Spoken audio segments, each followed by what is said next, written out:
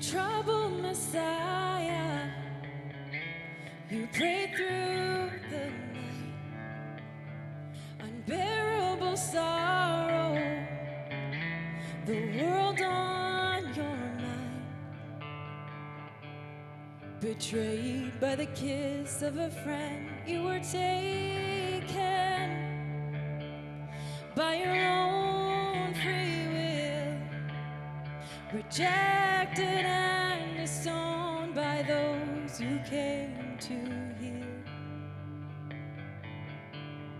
Stripped of your clothes, you were mocked, you were beaten, made a king of fools, a crown of sorrow driven deep into your brow, yet you made no sound.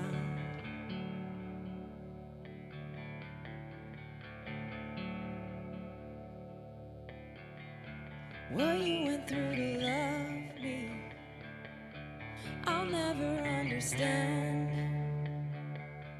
What blows my mind away is you love me as I am.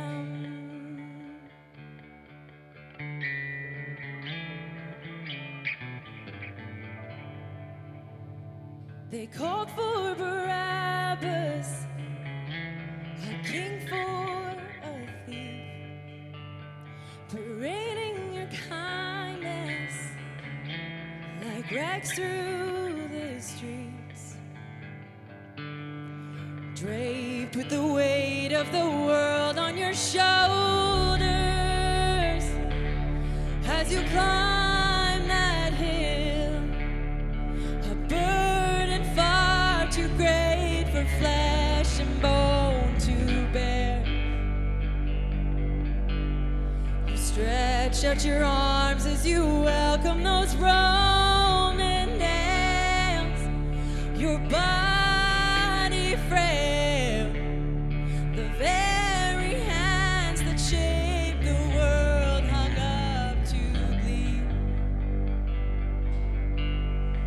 Lifted on high, crucified him who knew no sin, the Nazarene,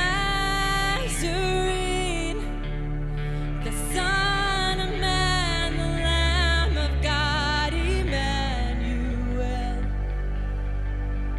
given to die.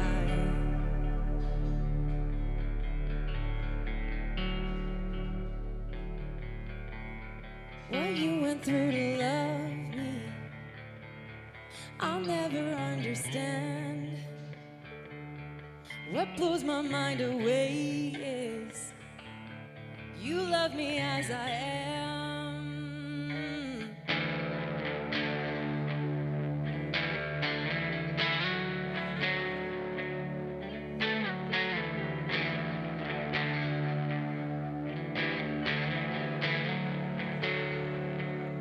Precious Redeemer, Lamb that was slain, hope for the hopeless, lifter of shame, friend to the sinner, grace to my soul.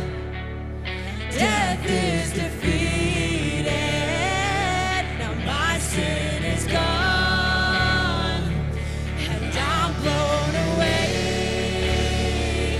Yeah, I'm blown away. Crushed by the weight of the world that you came to save. You took my place. The blood as rivers flowing free to the ground. Healed in your spirit, you let out a holy cry as you gave your life. Oh, Lord, my survivor.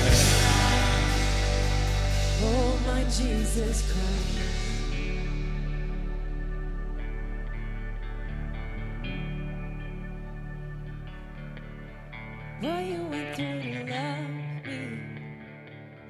I'll never understand. What blows my mind away is you do it all again. Welcome to Venue Easter. We've gone down. Are you ready to come up now?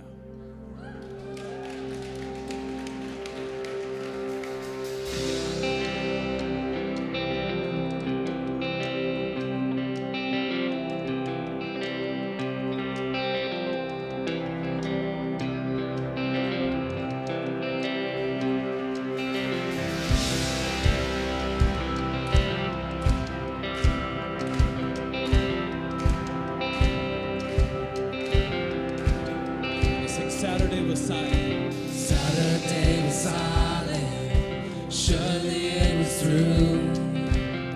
Since when has it possible? Every time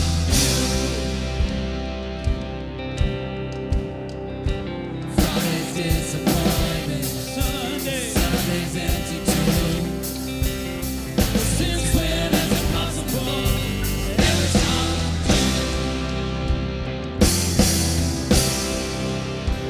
This is the sound of dry bones rattling.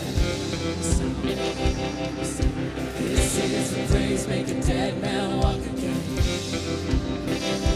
Open the grave, I'm coming out. I'm gonna live again. This is the sound of dry bones rattling.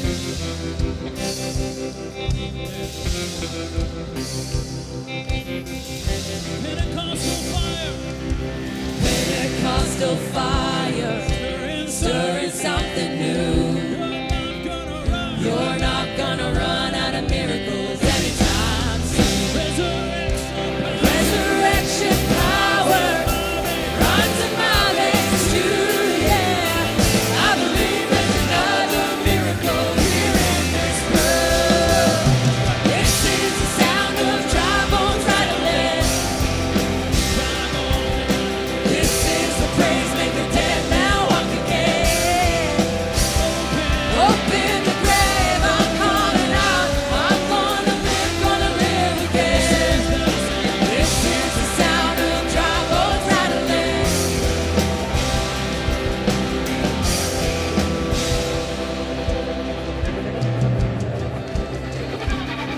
Can you hear it? Come on, is there joy in the house of the Lord? Is there joy in the city today? Come on, girls, let's sing this.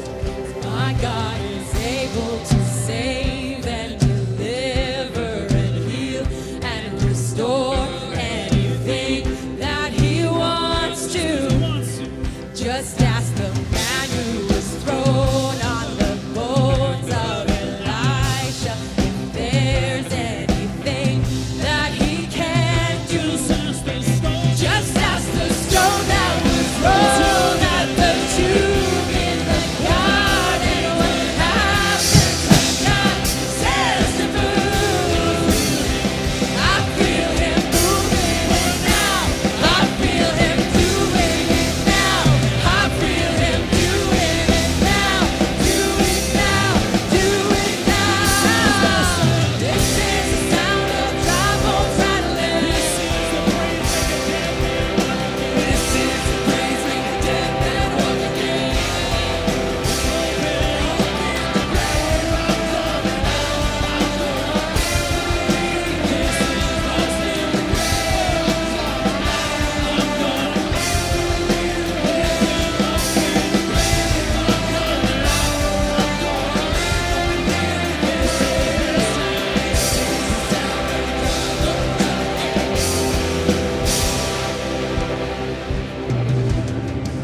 All right, this is the intermission.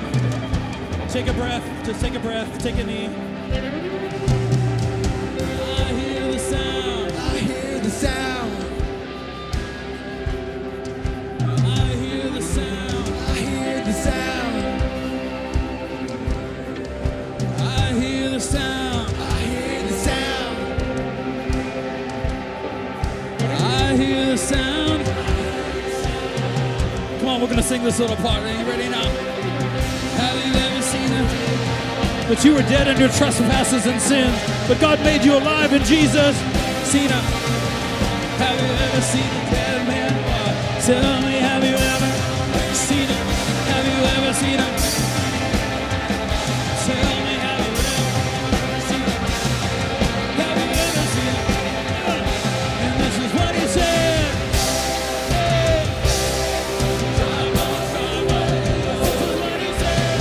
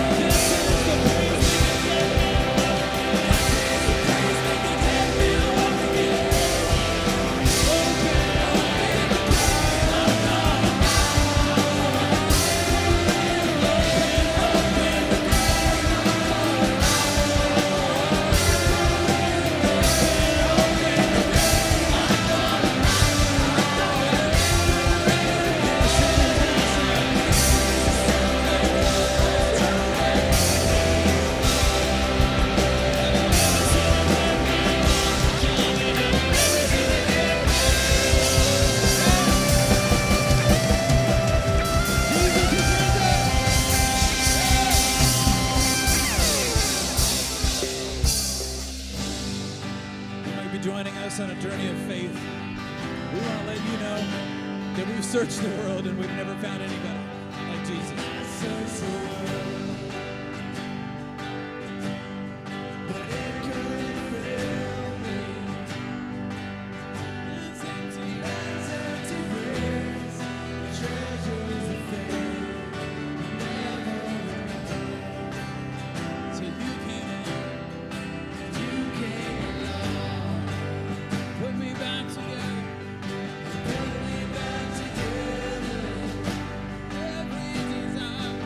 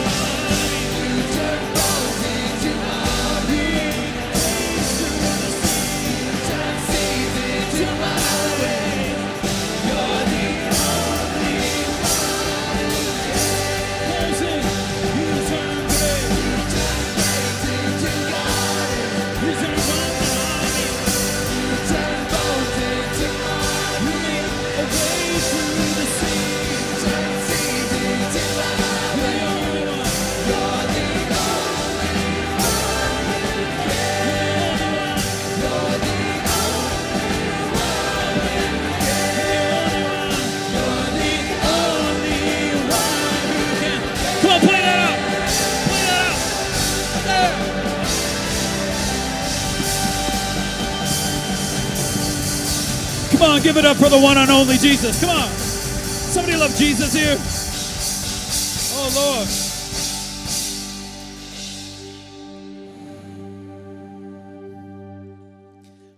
I told the early service they were my favorite, but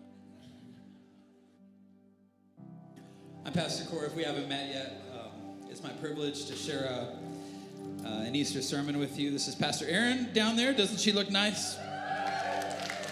Stop cheering for my wife. Okay. I have a couple of guest speakers coming the next couple of weeks. So Pastor Nate Puccini from Minneapolis is coming, and Pastor Quincy from Experience Church is coming, and they're going to cover the pulpit for me. So I'm just letting you know the lineup. But today you're stuck with me. So I also want to let you know that we have a baptism service coming up. And if you're thinking about going public with your faith in Jesus, we would love to invite you to that. Or if you just want more information, just go to the brick wall. Anybody with a name tag would love to help you as well. And we are rounding the corner. Since we planted the church here about 6 years ago, we are rounding the corner of 180 baptisms right now. And this is all amazing because we said we would come for one. And that one was you. Cassie and Dustin and not Adrian and... No, I'm just kidding. Listen, Adrian, of course. If you're not used to having a sarcastic pastor, this is going to be difficult Easter sermon. So just laugh and smile and love Jesus a little bit.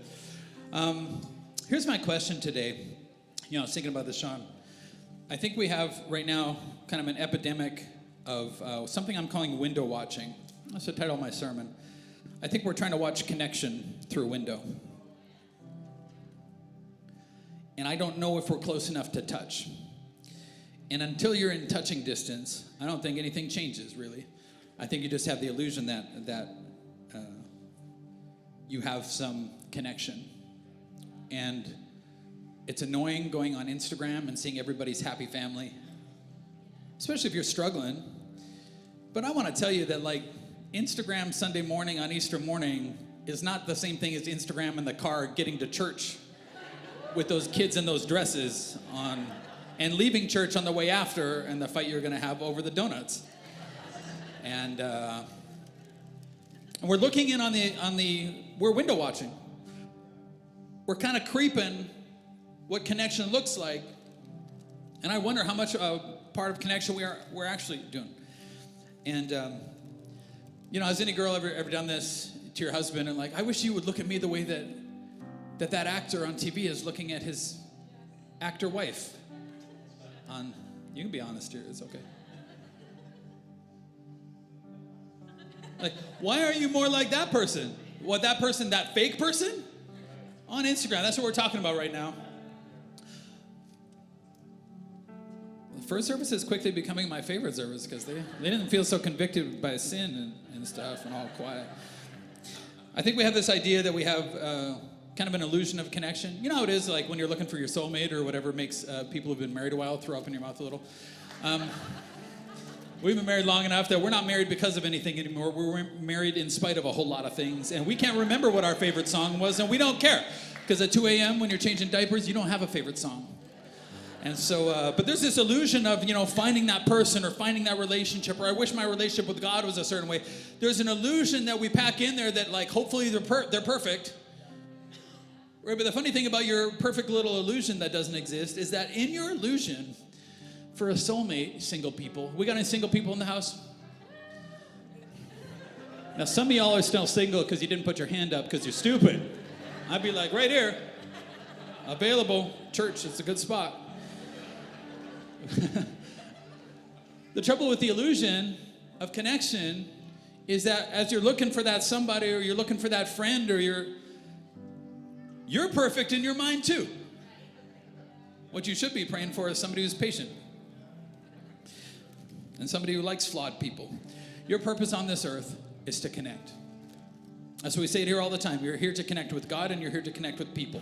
That's it. And you'll never connect with God and people until you connect somebody else with God and people. Thank you, Sean. Now, I'm gonna talk a little bit about my family growing up because some of y'all didn't grow up in a good family. Now, I grew up in a great family. It's still the healthiest family that I've seen. In spite of my best attempts at making it unhealthy and crazy. So my family consists of my dad and my mom and my disappointing brother Ryan. Just can't not do that. But is he really disappointing? No, he's smarter than I am. And that's what's disappointing. Just thought that up. And we had a healthy, a healthy family. Now, my parents were very hands-on with their child rearing, if you know what I'm talking about. They would lay hands on me and pray for me, and sometimes they would just lay hands on me. My dad is an Old Testament dad, and I'm so grateful for my parents. They're serving here somewhere.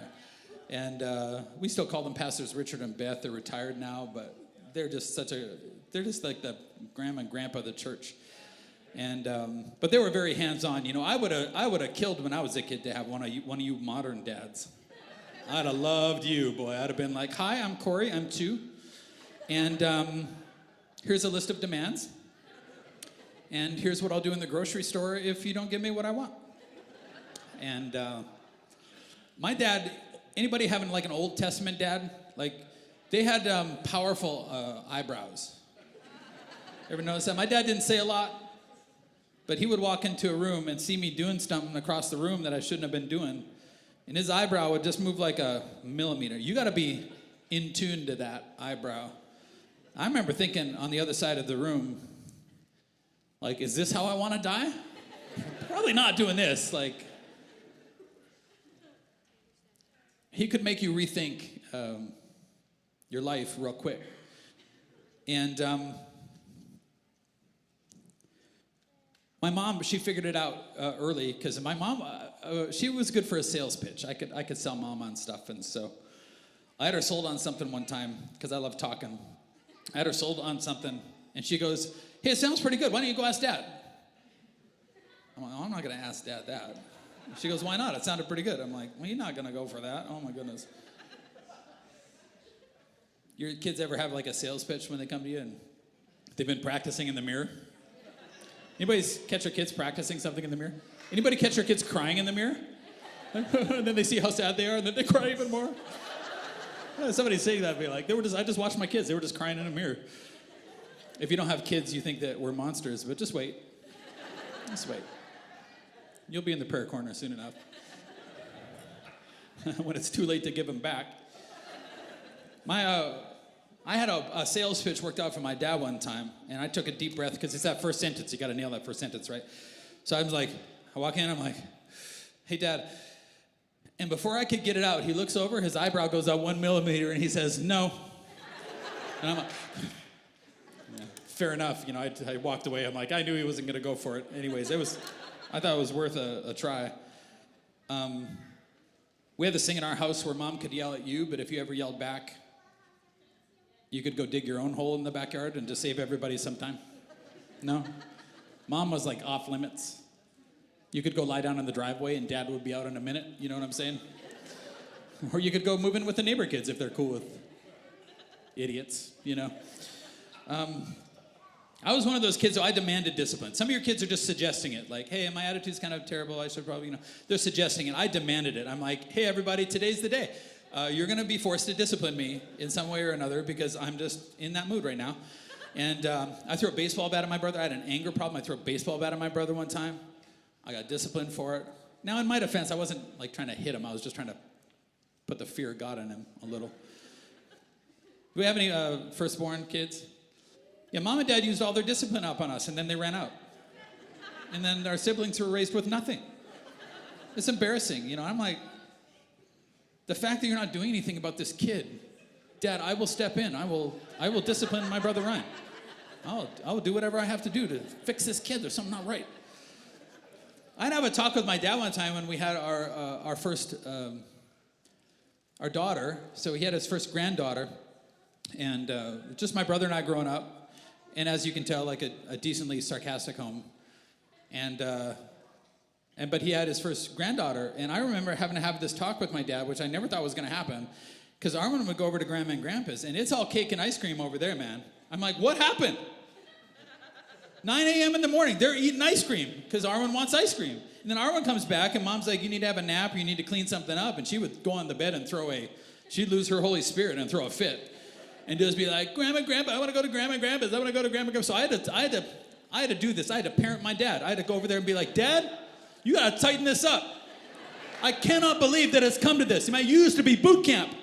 You used to know what was going down. Now my daughter comes over and is like, Mom, I don't want to like Mom. I want to go to Grandma's. He goes, yeah, I know. This is hard, granddaughter. I can't wait till I have grandkids. I'm going to mess them up. I have to feed him full of sugar and send him home. Payback. If you want connection, though, you're going to have to be handled. So I was handled a lot growing up. And connection equals handling, and we don't like handling nowadays. You know, here's the funny thing. Touch was something that God made, and it was beautiful. And because the devil is not inventive, he just took touch and made it all bad. So now I got to worry, like when I'm in public and my daughter's out there and I put my arm around there, what people are thinking about me. Well, this is my kid, you know? And the devil takes good things and twists them, and then he takes bad things and puts chocolate on it. And but if you look in from the outside of a good, healthy family relationship, and you just look in and see somebody being handled, and you're just window watching, you're not on the inside. You can't see that dad doesn't love disciplining you, but he's got to, because somebody's got to, because he wants you to be your best. He doesn't want you to be a loser, you know, and live your whole life expecting somebody else to pay the ticket. You know, he wants you to be useful in society and help people and pay for your family, and, you know, I mean. And so, but if you look in on the outside of that, it can seem a little weird to you. I think some of us, we look in on the outside of healthy relationships, or maybe you're looking in on the outside into a healthy church, and you're starting like, oh, this takes some handling. People handle each other. But it looks a little bit weird because you're missing things like what happened to me one Easter, is that the most memorable Easter I ever had was not like Easter, but it was after Easter when we were at my grandma's house. And this was back before they took fun out of the world. And so we used to just stuff kids with chocolate. And so, come on, I know you guys are like, my life should be fun. This sounds amazing. Is this real? It was real. And my grandma gave me an entire solid chocolate Easter bunny that should have been shared by like a hockey team. And I ate the whole thing, plus a bunch of other stuff that I decided to eat that day too. And I ate that entire chocolate Easter bunny.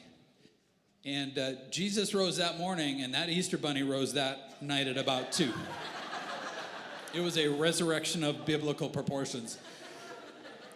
Now let me explain my living situation at the time, because our house had an upstairs and a downstairs, and the downstairs was kind of undeveloped. There's no bathroom or anything down there, and there was a corner cellar that my parents put me in, because, you know, every family's got. Ryan would be upstairs where the humans live, you know, and there's sunshine, and when visitors come over, you got to be able to show them somebody, right? And so Ryan was that kid, and they're like, here's Ryan, you know, isn't our family great? Like, we're good parents, right? And they'd be like, where's that other kid? What other kid? The kid we saw in your yard yesterday shooting arrows straight up in there and just waiting for them to come down. That's what we used to do. No, that's not what Ryan used to do. That's what I used to do. Shoot them as high as they go and to see. Some kids didn't make it. Walk around with an arrow stuck in their head. Where's that kid? What's that noise downstairs? They'd be like, it's nothing important. Just we don't talk about Bruno. It's just. And so I lived down in the basement. I could have lived upstairs, but I lived down in the basement in the far corner of the house. And at 2 a.m. I wake up, and the urgency of the Easter Bunny resurrection is upon me. I always envisioned the devil on Easter morning waking up feeling like that, like, oh, here it comes. But this was not that. This was the Easter Bunny of sin that I ate. And 2 a.m. I wake up, and I'm like, it's now. And I've got, a mile to run to get to the bathroom. And I'm like, oh, here we go. So I sat there. I tried to wait it out. I like 10 seconds, 20 seconds. I'm like, it's not going away. And I ran for it. I made it halfway across that basement. Now, if you don't have kids, you don't know this yet. But when children, it doesn't look like a human body doing it. It looks like an exorcism. Like it's shocking. You're like, that body shouldn't be able to do that. I don't want to get too graphic about it, but it's all chocolate Easter Bunny I'm just gonna say the walls needed paint after this one. Okay, it was that bad. It was that bad. And see, you see me getting handled the day before for shooting arrows up in the air or something stupid. What you missed was that my dad came downstairs and cleaned it up. This is going to preach. Somebody might be thinking where this is going. Look, you don't have to live downstairs, away from the family. You don't have to eat the entire Easter Bunny of sin. You don't have to do that. But you did. And Dad came down and cleaned it up. That's what you miss if you're looking in through a window and you don't really get it yet. You look into a church through a window. You don't really get it yet. You're looking into church. You might be here. You might be what I call a creaster. You're here at Christmas and Easter. And look, we love you, but you're looking in through a window. You're looking in at God interacting with his kids, but he's not interacting with you. But you're like, well, I kind of feel like, but it's not. You can't interact with on the other side of a window. Got to be close enough to touch.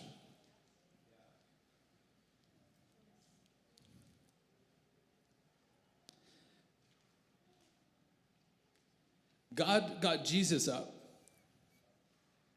and sent him down into the basement to clean up that mess for us.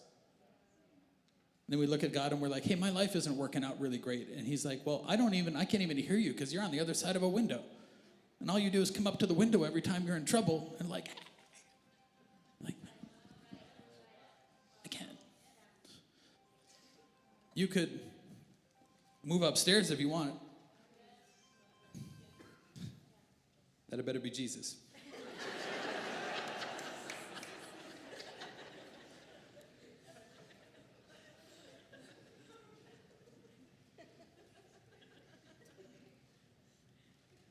Did you know that studies have been done on children? I don't know who does these kind of studies, but they studied children that hadn't been touched. And so early on in 1915, I think they did a study. They noticed that kids that grew up without touch, a lot of them, they didn't thrive. And they not only didn't thrive, they died.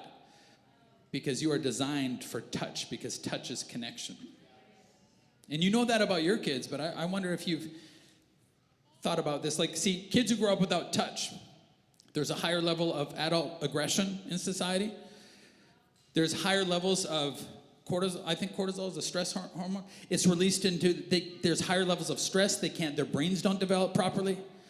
And I know that society is okay with you being affectionate with your kids because we understand that, but I don't know if you understand that you're the kid and you need Jesus to interact with you, or you're going to have all this stress and all this and be undeveloped and be afraid all the time and be angry and have this aggression. Boy, this sermon could preach itself. I feel like You want me to stay? Thank you. I'll stay. True identity and connection comes through osmosis. And right now, we're telling our kids, hey, go to school, and they'll tell you who you are. No, let them teach you math, but don't let them teach you. Right? Am I a little crazy right now? Look, if you can explain the whole woke thing to my dad, good on you. But if you can't, it might just be crazy. I'm just saying, that is not where we get identity from. We get identity, you know where I got my identity? Because my dad put his arm around me and he's like, boy, you can do better than this. You're not good at this. Let's get you into this other thing here because I see a future for you here. I see that you're going to become somebody great here. You're going to have to work for it, but you can do it. You can do it. I'm not going to let you not do it.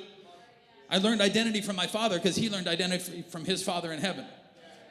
And then he handed me off to God and I got my identity. Why? Because I'm close enough to touch.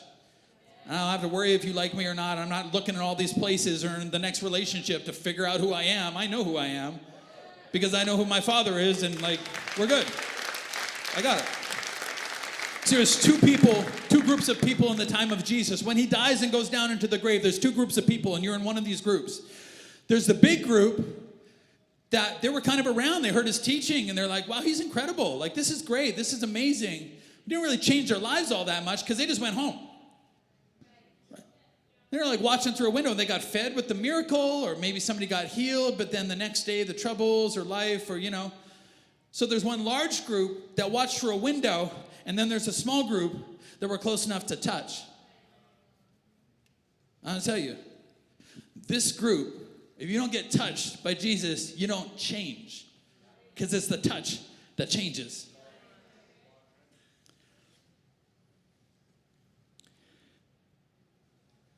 One group watched identity, the other group got identity. One group ran away when there was trouble, the other group were martyred for their faith. Why? Because they had been changed, and they're like, this is who we are now. You can't take this away from us.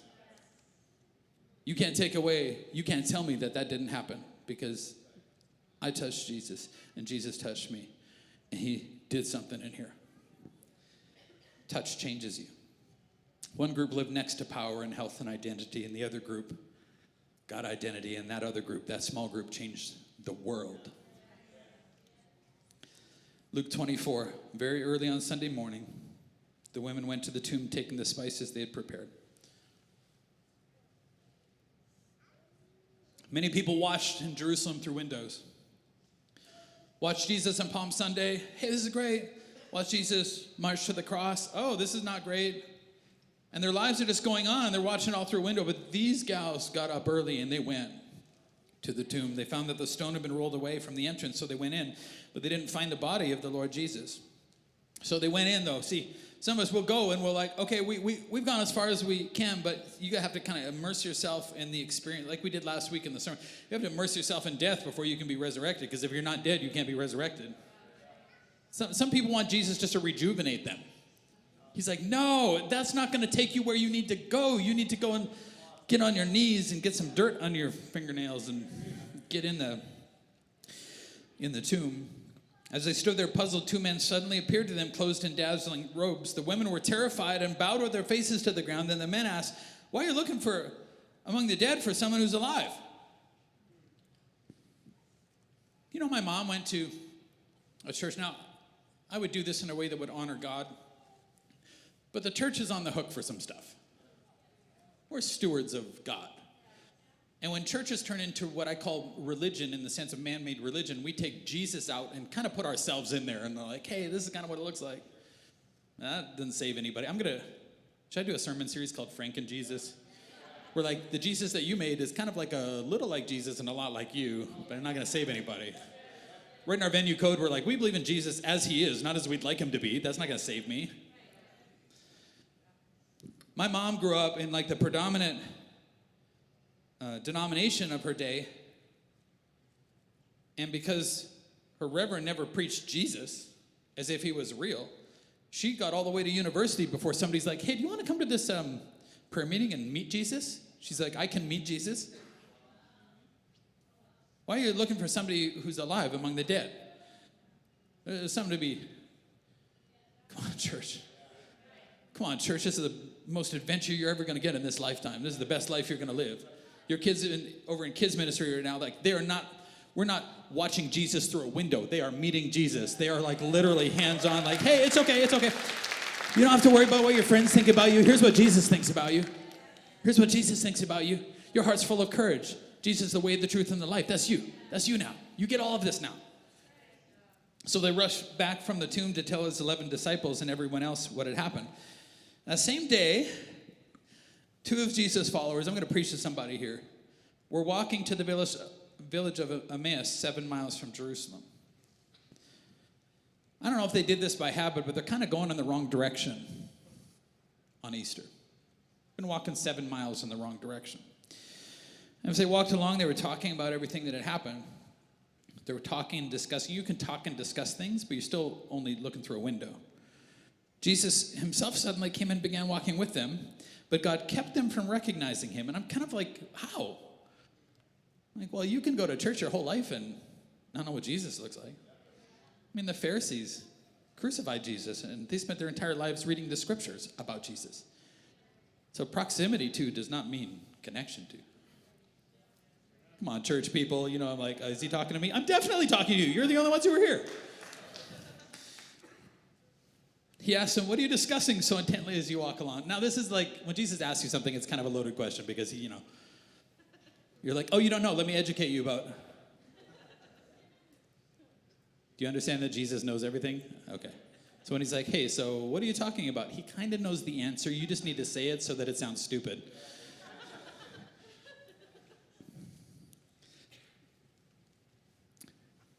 Jesus, I just got to kind of paraphrase this. So they're talking, they're like, we had hoped that he was going to save us from Rome. We had hoped that God was going to do this. I hoped that God was going to fix my marriage. I hoped that God was going to make me rich. I hoped that God was going to do this and give me all these friends. And I hoped that God was going to do all of these things.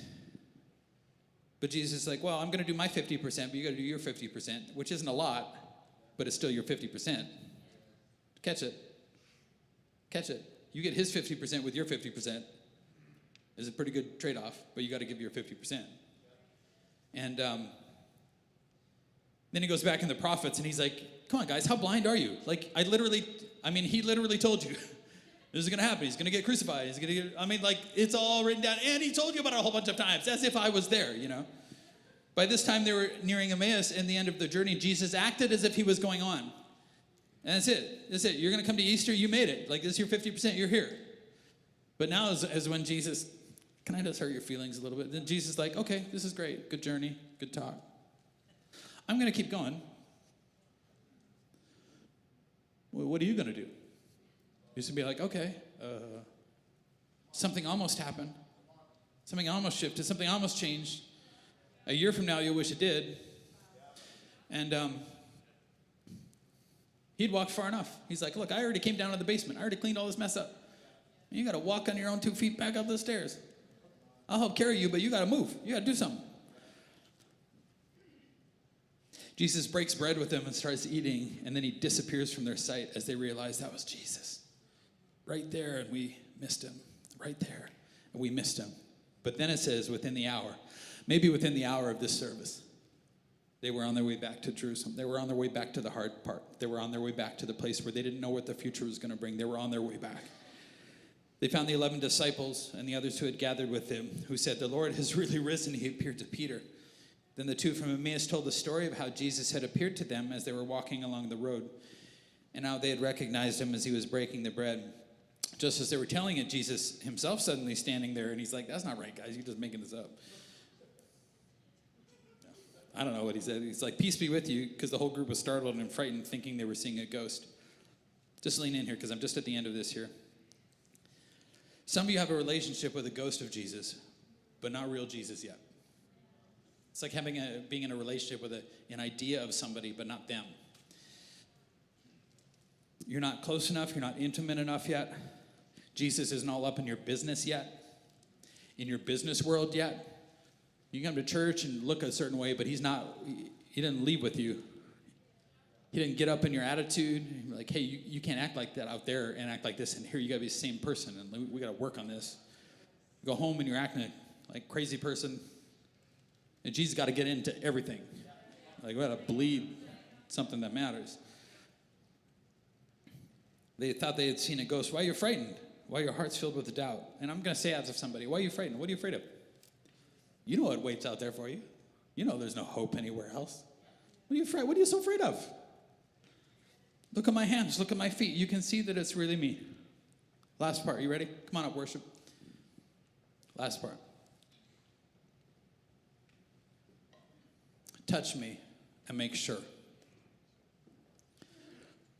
He goes, I know you're weak. I know I'm literally right here, but you don't get it. Touch me and make sure. You got to do this part. Touch me and make sure I'm not a ghost. Because ghosts don't have bodies, as you see that I do.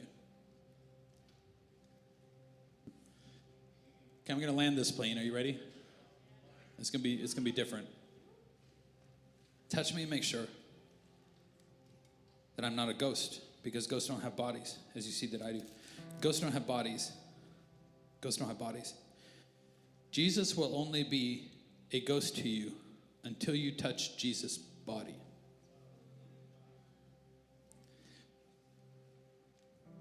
When I'm connecting with my daughters, I don't connect a lot with my head. Hey, what's up? It's just weird. You know how I connect with my body? My hands and my heart and my pull them in close. You connect. And I can just kind of wipe fears away and just be like, hey, just relax. It's going to be okay. It's going to be okay. It's going to be okay. God's got this. It's going to be okay. Jesus has a body too. And it's called the local church. And Grandpa was connected maybe to the local church, but Dad left because maybe he wanted to do his own thing, or maybe he got hurt. You get hurt in family, don't you? Some people are like, well, you don't understand, Pastor. I'm like, I understand. Sheep bite. And more sheep bite me than bite anybody else. I get it. But I still love it. I still love the family. I still love my family because it's healthy and we work it out. And I think what we've done, come on, is that we've tried to somehow pull the head off the body and walk around with this weird head called Jesus. Say, I don't need the local church anymore. And Jesus is like, I don't know what you're carrying around, but that's not me. Come on. That's not me you're carrying around, because I'm part of the body, and the body is the thing that connects with you. That's where I am. You can't just pull his butt. You can't just walk around and be like, it's just me and Jesus, and I don't need this anymore. Jesus is like, no, you don't get to do that with my head, on my body. You're like, well, the church is flawed, and the church is the church is filled with people like you, and that should give you a lot of hope. Because we got to forgive you. We have to. We have no other option. And if you met Chad, you'd relax. You're not as bad as Chad. There is this thing that happens when you give up your pride and you just like, hey, I'm just going to be a part of this thing. I'm going to do what we call like an altar call. I'm not going to make you come up here. I'm just going to ask you to raise your hand just a little bit. We're going to bow our heads in a minute. Nobody's going to look around. But some of you are waiting for an invitation just to come to Jesus. You're like, I've been looking in on the outside of this faith thing for a while, and I need to get around that glass. I need to get in there. I need to meet Jesus. I need Jesus to touch me. I need some hope. I need some eternity. I need to be part of this family. I need adoption. And some of us, can I say honestly, some of us, we were adopted, and then we left because I don't like this family. And there's broken things in here. Or like, I just want to go and, like my dad, he left his church growing up. He just wanted to go drink beer. Nothing wrong with beer, but drink it in church. No. I just can't not do stupid stuff, you know. But I'm just saying, like,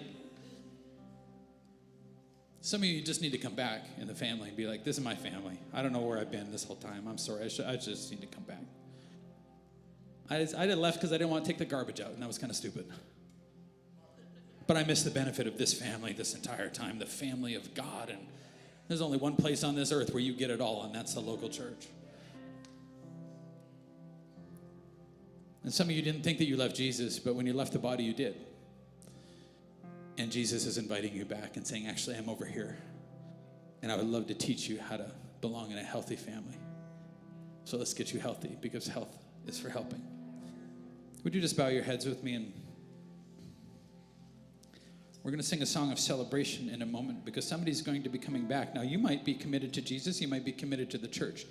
But there's a part of your life still in the basement, eating chocolate Easter bunnies, and you need to give something up too. You desperately want the person beside you to come back to Jesus, but you need to give something over to Jesus for that to happen too. And I want to give you an opportunity if you need to move closer to Jesus wherever you are. You might be really good at church, but you might have missed the heart of God along the way. You just need to get closer. Or maybe you're coming to Jesus, or maybe you're coming back, or maybe you're just coming back to church. And if I hit any of those things for you, I want to just put your hand up a little bit. Like nobody's looking around. Everybody's got their eyes closed. Just put your hand up. You got to do something. Your 50% doesn't look like a lot, but it might look like your hand. You just walk up those stairs again. And God, that's me. I got to come back. I've been putting this off. I knew it was inevitable that this is the only family where I ever could belong and where I could be loved the way that you want to love me. I'm sorry for leaving, or I'm sorry that I just didn't explore faith sooner. Or I'm sorry that I sat in church all this time and missed the heart of Jesus. I'm sorry that I've still got these things in my life that don't honor the Lord. And I want to do something, I want to pray something called the Sinner's Prayer. And if you would want to join me with that, I would recommend everybody maybe doing that. But just repeat this after me. Dear Lord Jesus, I know I'm a sinner. I ask for your forgiveness. I believe you died for my sins and rose from the dead. I turn from my sins and invite you to come into my heart and life. I want to trust and follow you as my Lord and my Savior. Amen.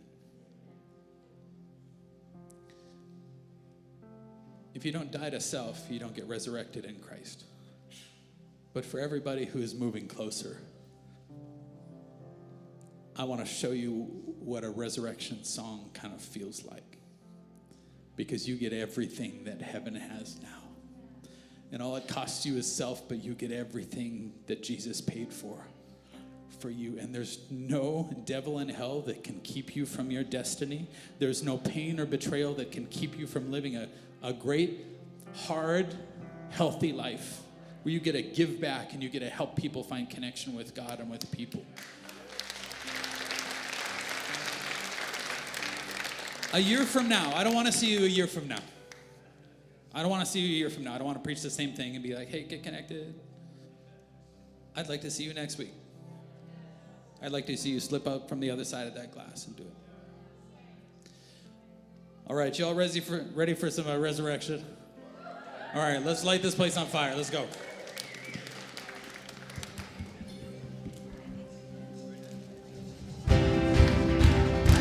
Let's go.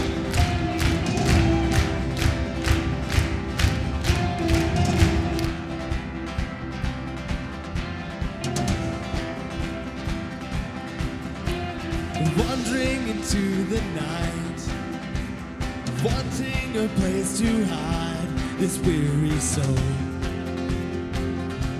this bag of bones. I try with all my might, but I just can't win the fight. I'm slowly drifting, a vagabond. Just when I ran out of road, I met a man I didn't know, and he told me that I was not alone. You picked me up, you turned me around, you placed my feet on solid ground. I thank the Master, I thank the Savior, because he healed my heart, he changed my name.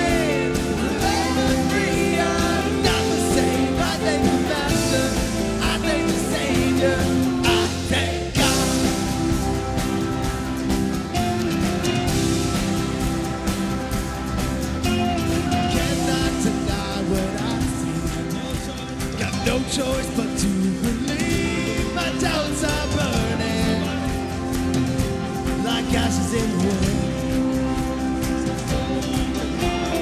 So long to my road friend, burning in bitterness.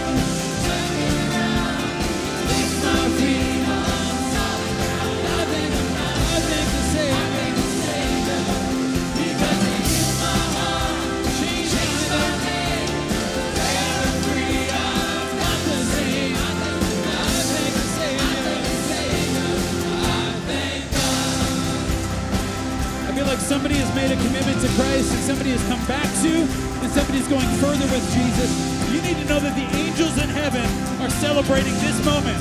The angels in heaven are losing their minds, celebrating this moment of what God has done in your life today. We're going to sing another little prophetic part that says, get up, get up, get up, get up out of that grave. Just have a little fun with it. Can we have a little fun in church? Let's sing, get up. Get up, get up, get up, get up, get up out of that grave. Get up, get up, get up out of that grave. Get up, get up, get up, get up, get up out of that grave. Get up, get up, get up, get up, get up, get up, get up out of that grave. Get up, get up, get up out of that grave. Get up, get up, get up out of that. Come on, we can do better now. Let's go on time.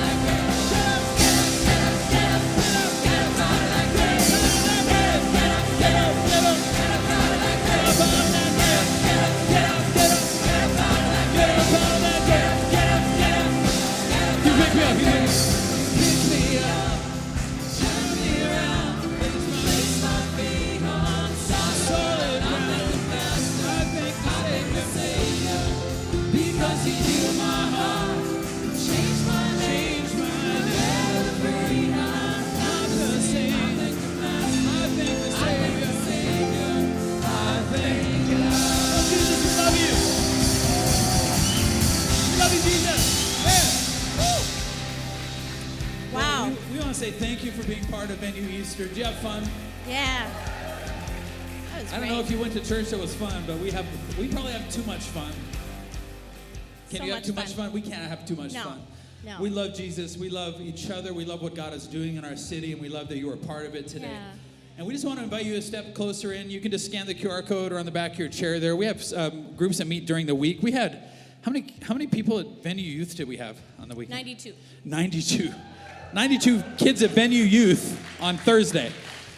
So we have kids programs and VBS coming up and small groups where we just do life with each other. I think that's what you want, is a bunch of free friends that are a little crazy but not super crazy. And so we just want to invite you into that life of small groups and next steps at Venue Church, of serving on teams and really serving the city. When you peel back the layer and get a little magical, because you're not coming to church for you anymore, you're coming to help somebody. That's right. And so that's what we want for you. We have some prayer team who would love to spend a little, just wave at us, prayer team. Now this is creepy. We just release a bunch of snakes over there and things get all weird. No, all it is a place if you just need to tell somebody your story, or you just need a little help, or you're like, I'm getting a divorce. I don't know what to do right now. If you just need help, or you just need to talk to somebody, they're not going to be done until you're done. And so we just recommend, if you're nervous to go over, just grab the person beside you and be like, you're my friend and you're going to take me over there. And we would love to come over and just help you in any way that we can. And somebody, if you did raise your hand, you need to tell somebody that. So you got to put a ring on it. Yeah, like do something publicly. I think it's good to do that and just get a little bit of support right now in your life. So let's talk about giving a little bit. What did we give away at Easter? Okay, so this is so exciting. Because of your guys' generosity, this Easter, we were able to give 2 churches in Cuba Easter feasts for their churches. We gave $2,000. We fed them. They're suffering right now, and we're just like, hey, just for one day, forget about it. This is a blessing from Canada. We love you. That's right. We were also able to give $3,000 to Haiti Arise, and if you've heard the news, they need our prayers and they need our support right now. We also gave $2,000 to the Airdrie Food Bank to help people in our community, and $1,000 to Community Links this week. So thank you for your generosity. We're grateful. If you want to be a part of that, or you want to help God adopt more kids in the community, because we do a lot in the community, we would love to be able to help you give back to the Lord as the Lord has given to us. We give because He loved us, and we give because we love. Right. And so we're generous people. I mean, look what God has done in such a short time. We're just so glad to be a part of His work in the city too. So. And like Pastor Corey said, we have a baptism coming up, so if that's the next step for you, you can also scan that QR code and find out more about if you just baptism. want more information about it, we'd love to be able to help you with that. And again, if you've been walking 7 miles in the wrong direction and you need to get back on track, head over to the prayer corner because they can help you. You need a touch from Jesus, and He can change your life today. And I know some of you are like, I would go, but will they run out of donuts? They will not run out of free mini donuts. You can There get those will still be outside. donuts. Relax. We'll put a bag aside for you, man. Absolutely. I'm talking to the men right now, so it's going to be okay. There's a whole other service coming, so you still get the donuts ahead of them, so just relax. You'll get your donuts. Is there anything else? No, you did it. At Venue Church, we're here to help you know God, find freedom, discover your purpose, and make a difference. Happy Easter, guys. Love you. Happy Easter.